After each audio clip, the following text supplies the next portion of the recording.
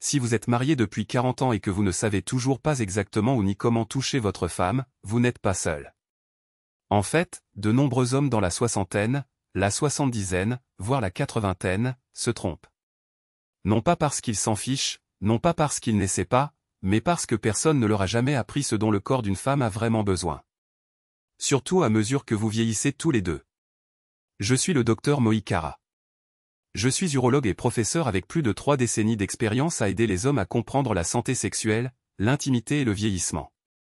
J'ai travaillé avec des milliers de couples, dont beaucoup pensaient que leurs meilleures années étaient derrière eux jusqu'à ce qu'ils apprennent ce que je suis sur le point de partager avec vous aujourd'hui. Maintenant, voici la partie qui pourrait vous surprendre. Selon de toutes nouvelles recherches, les endroits sur lesquels on vous a appris à vous concentrer, comme le clitoris, pourraient même ne plus être en haut de la liste. Et plus important encore, il y a des zones que la plupart des femmes souhaiteraient que vous évitiez complètement.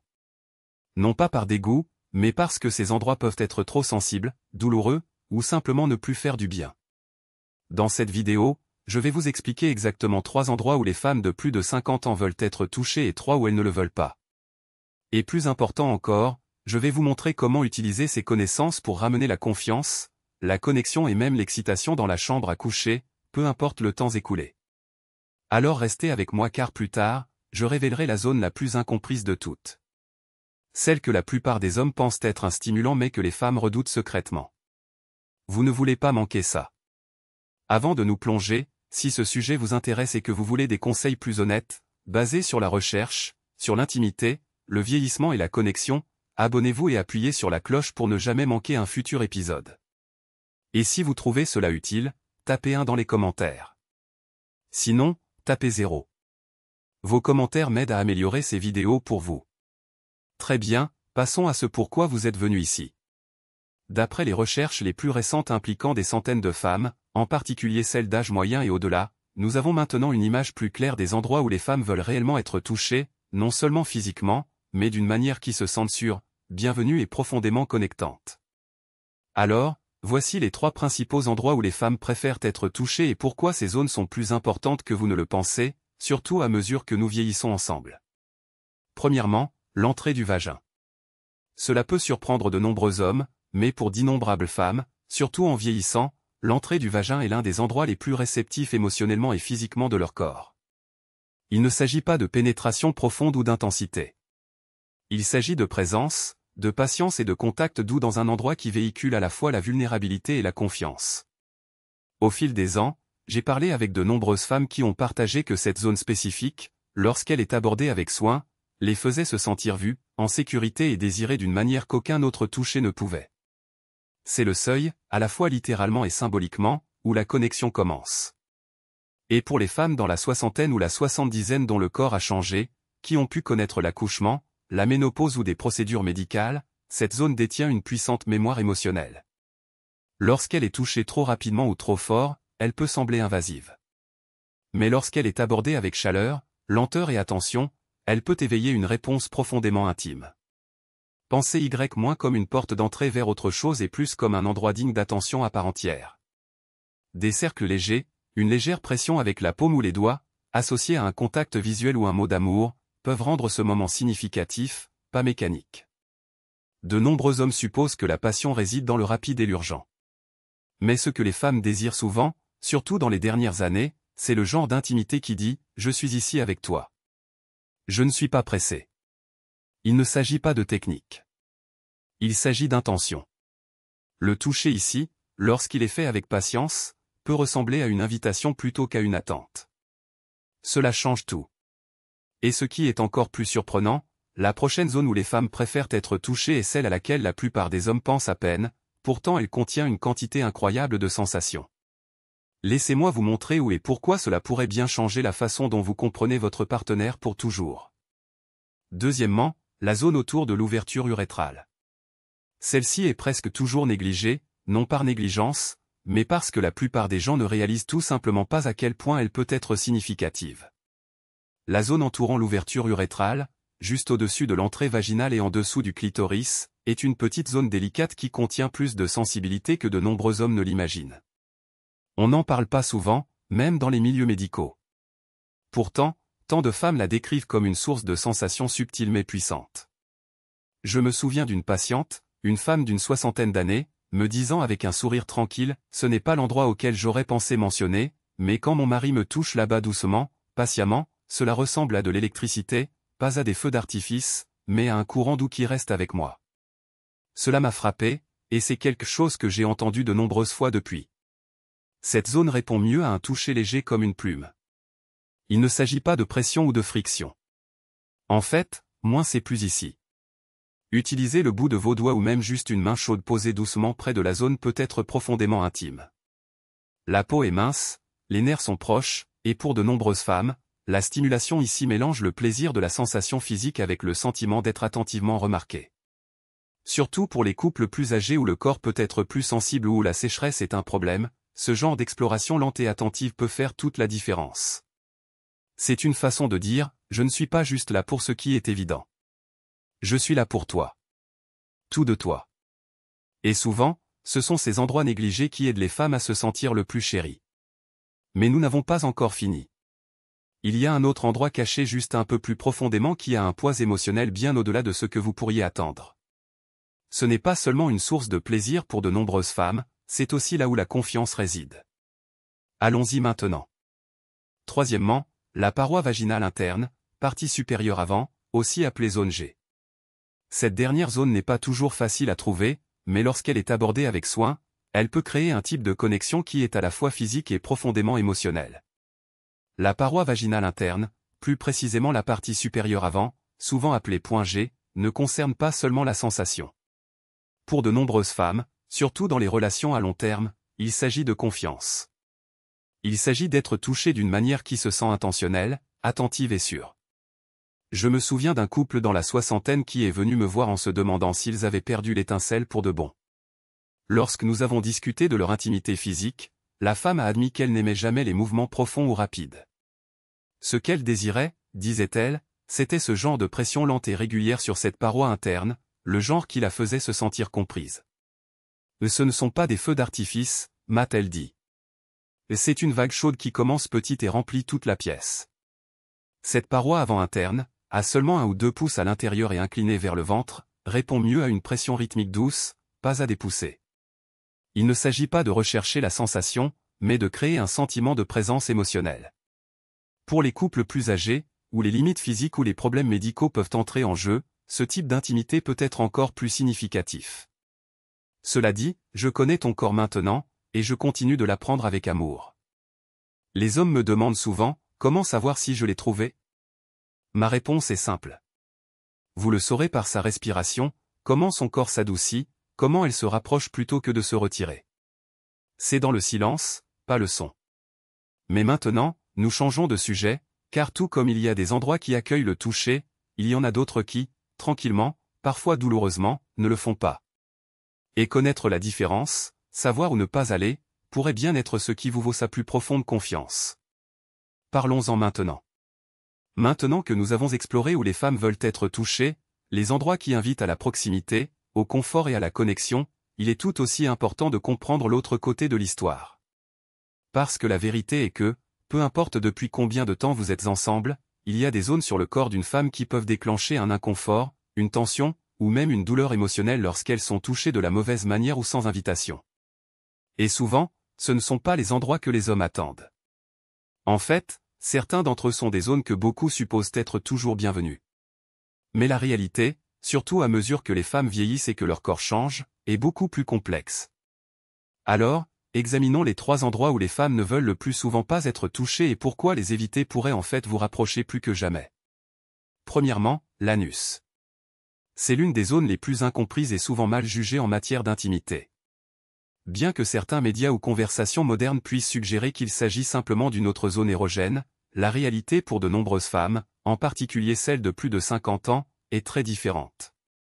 En fait, selon des recherches récentes, l'anus était la zone numéro 1 que les femmes ont rapporté ne pas vouloir être touchées. Et leurs raisons n'étaient pas seulement physiques. Elles étaient émotionnelles, psychologiques et profondément personnelles. Au fil des ans, j'ai parlé avec d'innombrables femmes qui ont partagé que tout toucher inattendu ou non invité autour de cette zone n'apportait pas de curiosité, mais de l'anxiété. Pour certaines, cela déclenchait des sentiments de malaise ou de honte, surtout si elles n'avaient pas eu l'occasion d'en parler d'abord.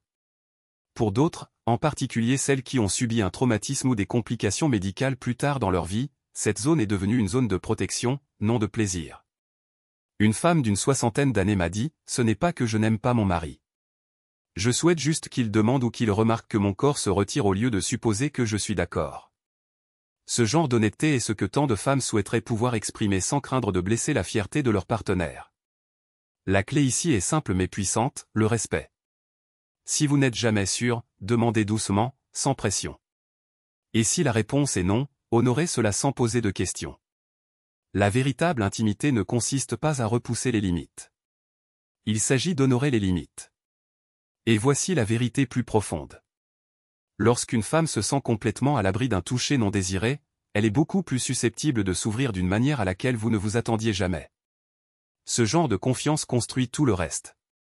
Mais il y a un autre endroit, encore plus surprenant, qui figure sur la liste, que la plupart des hommes ne devineraient jamais. Et pourtant, de nombreuses femmes le redoutent discrètement. C'est une partie du corps que nous associons souvent à la profondeur et à la connexion, mais pour certaines, c'est exactement là que les choses commencent à s'arrêter. Passons à la suite. Deuxièmement, le col de l'utérus. Celui-ci prend souvent les hommes complètement au dépourvu. Le col de l'utérus est fréquemment mal compris, parfois même romancé comme un lieu de plaisir profond et intense. Mais pour de nombreuses femmes, surtout celles de plus de 50 ans, cela ne pourrait pas être plus éloigné de la vérité. En fait, dans la même étude à laquelle nous faisons référence, le col de l'utérus était l'une des zones les plus fréquemment mentionnées que les femmes souhaitaient que leur partenaire évite pendant l'intimité. Voici ce que beaucoup de gens ne réalisent pas. Le col de l'utérus n'est pas une zone où plus profond signifie mieux. C'est une zone protectrice sensible à l'extrémité du canal vaginal. Et lorsqu'il est touché trop agressivement, ou même juste de manière inattendue, il peut être inconfortable, voire douloureux. Et pour les femmes qui ont traversé la ménopause, eu des enfants, ou connu des problèmes gynécologiques, cette sensibilité peut augmenter considérablement. Je me souviens d'une femme d'une 60aine d'années me disant que chaque fois que son mari essayait d'atteindre le plus loin possible, elle se raidissait. Non pas par peur, mais par anticipation d'un inconfort qu'elle ne savait pas expliquer. Elle ne voulait pas blesser sa confiance, mais elle souhaitait silencieusement qu'il sache que cela ne faisait pas du bien. C'est là que l'écoute devient plus importante que la performance. Des mouvements plus lents, une profondeur moins importante et le fait de demander, même par un simple « est-ce que ça va ce soir ?», peuvent faire toute la différence. Pour de nombreuses femmes, ce dont elles ont besoin n'est pas plus d'intensité, mais plus d'attention. Si vous êtes un homme dans la soixantaine ou la soixante-dizaine, essayant de raviver l'intimité, apprendre ou ne pas aller peut être tout aussi puissant que savoir où toucher. Et lorsque vous respectez ces limites, autre chose s'ouvre, la sécurité émotionnelle, la confiance et une véritable connexion. Maintenant, le prochain endroit pourrait vraiment vous surprendre. C'est un endroit que la plupart des hommes ont touché sans y penser à deux fois, mais pour certaines femmes, c'est devenu trop. Parlons-en parce que comprendre pourquoi pourrait changer votre approche du toucher pour toujours. Troisièmement, les mamelons. Celui-ci pourrait surprendre. Pendant des années, on nous a dit que les mamelons étaient l'une des zones les plus érotiques du corps d'une femme. Et pour de nombreuses femmes, ils peuvent absolument l'être. Mais ce dont la plupart des gens ne parlent pas, surtout en ce qui concerne les femmes de plus de 50 ou 60 ans, c'est à quel point cette zone devient souvent plus inconfortable que plaisante.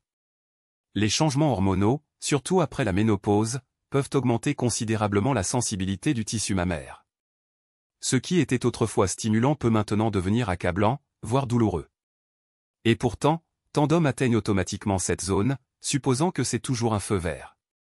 Je me souviens d'une femme d'une 60aine d'années me disant, lors d'un moment calme dans mon cabinet, « J'aime que mon mari me désire toujours, mais parfois, quand il va droit au but, je souhaite juste qu'il ralentisse et demande d'abord. » Cela me fait me sentir à nouveau une personne, pas seulement un corps. Cette honnêteté est restée avec moi parce que souvent, il ne s'agit pas d'éviter complètement la zone. Il s'agit de la façon dont vous l'abordez. Les mamelons sont incroyablement sensibles et cette sensibilité peut changer radicalement avec l'âge, les médicaments ou l'état émotionnel. Certains jours, un léger toucher peut être merveilleux. D'autres jours, cela peut être trop. La différence n'est pas toujours prévisible, c'est pourquoi la clé ici est la présence. Remarquez sa respiration, son langage corporel, ou simplement demander d'une voix douce « Est-ce que ça va ce soir ?» Lorsque vous prenez ce genre de soin, vous ne touchez pas seulement son corps. Vous lui dites que vous faites attention, que vous êtes toujours curieux, que vous continuez à l'apprendre même après toutes ces années. Ce genre d'intention construit un autre type d'intimité, une intimité qui dure. Et si vous vous demandez comment tout cela s'inscrit dans le tableau plus large, ce que cela signifie pour vous en tant qu'homme qui veut toujours se sentir proche, désiré et connecté, restez avec moi car ce que je suis sur le point de partager ensuite pourrait bien recadrer la façon dont vous vous voyez dans ce prochain chapitre de la vie. Un rappel pour les hommes qui veulent toujours une connexion. Si vous êtes toujours là à écouter attentivement, cela me dit quelque chose d'important sur vous. Cela me dit que vous vous souciez non seulement du toucher physique, mais de la connexion, de la proximité, du fait d'être présent pour votre partenaire d'une manière qui compte toujours même après toutes ces années. Et si personne ne vous l'a dit depuis un moment, laissez-moi être celui qui vous le dit maintenant, cela compte. Vous comptez. Le désir de rester connecté, de continuer à apprendre, d'aimer plus doucement et plus profondément avec l'âge, c'est quelque chose dont on peut être fier. Tant d'hommes dans la soixantaine, la soixante-dizaine, voire la quatre-vingtaine viennent me voir en se demandant s'ils ont raté leur chance. Peut-être que leur corps a changé. Peut-être que l'intimité est restée distante pendant longtemps. Peut-être qu'ils ont peur que ce qui fonctionnait avant ne fonctionne plus et qu'ils ne savent pas comment recommencer. Mais voici ce que je leur dis et ce que je veux vous dire maintenant. Il n'est jamais trop tard pour se reconnecter. Non seulement avec votre partenaire, mais avec la partie de vous-même qui veut toujours donner, prendre soin, et explorer. La connexion à ce stade de la vie est différente. Il ne s'agit pas de performance. Il s'agit de présence. Il s'agit de faire en sorte que votre partenaire se sente en sécurité, vu et valorisé. Non seulement pour son corps, mais pour tout son être. Et lorsque vous agissez avec cette intention, quelque chose de beau se produit. Elle commence à baisser sa garde. Les murs s'adoucissent. La confiance revient. Et à partir de là, une véritable intimité peut recommencer. Alors ne vous découragez pas. Ne supposez pas que c'est derrière vous. Parfois, les chapitres les plus significatifs de l'amour ne viennent pas au début, mais dans les années calmes et stables plus tard. Maintenant, alors que nous terminons, il y a une dernière pensée que je veux vous laisser. Quelque chose de simple mais puissant. Un rappel qui pourrait remodeler la façon dont vous touchez, parlez et aimez à partir de maintenant. Terminons par cette dernière pensée. S'il y a une chose que j'espère que vous retiendrez de cette conversation, c'est que l'intimité ne s'estompe pas avec l'âge. Elle change simplement. Et avec ces changements vient une invitation. Une invitation à ralentir, à réapprendre, à écouter plus attentivement que jamais auparavant. Parce que ce qui compte maintenant n'est pas combien vous savez ou combien vous vous souvenez du passé. Ce qui compte, c'est à quel point vous êtes prêt à être présent maintenant avec la personne que vous avez choisi d'aimer. Nous avons parlé des 3 endroits où les femmes ont tendance à le plus réagir. L'entrée du vagin, la zone autour de l'ouverture urétrale, et la paroi vaginale interne, et comment ces endroits, lorsqu'ils sont touchés avec soin, peuvent ouvrir des portes à une connexion que vous n'avez peut-être pas connue depuis des années. Nous avons également exploré les zones que les femmes souhaitent souvent que leur partenaire évite, l'anus, le col de l'utérus et, dans certains cas, les mamelons. Non pas parce qu'elles ne vous font pas confiance, mais parce que leur corps demande quelque chose de différent maintenant, quelque chose de plus doux, quelque chose de plus lent, quelque chose de plus réfléchi. Et peut-être, juste peut-être, ce stade de la vie ne consiste pas à raviver ce qui était autrefois, mais à créer quelque chose d'entièrement nouveau. Une version de l'intimité qui n'est pas bâtie sur l'urgence, mais sur la compréhension, pas sur la routine, mais sur la redécouverte. J'ai vu cette transformation chez tant de couples. Le moment où un partenaire choisit d'écouter, vraiment écouter, et tout change. C'est calme, c'est tendre, et c'est réel. Alors, si vous désirez toujours la proximité, si vous aspirez toujours à ce qu'elle se penche un peu plus, à ce qu'elle vous fasse un peu plus confiance, sachez ceci. Cela commence non pas par vos mains, mais par votre attention. Par votre volonté de demander, d'apprendre, de prendre soin d'une manière qui touche plus que son corps, mais son cœur. C'est le genre de toucher qui dure.